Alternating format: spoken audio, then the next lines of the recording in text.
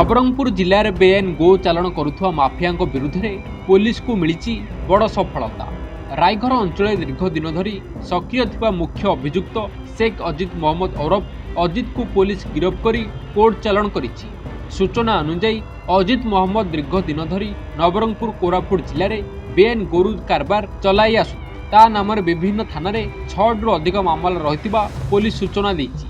गत एक सप्ताह मध्य प्राय 150 गोरु चालाण होता नहीं स्थानीय अंचल अभियोग उठिया पर रायघर पुलिस गुप्तचर लगाई तदंत आरंभ करथिला।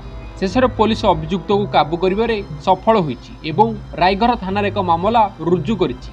तदंतरु जना पड़ी जे अभियुक्त रातिर अंधार विभिन्न गलाबाट दे गोरुगुड़ी को पड़ोशी राज्य को चालाण करुथिला।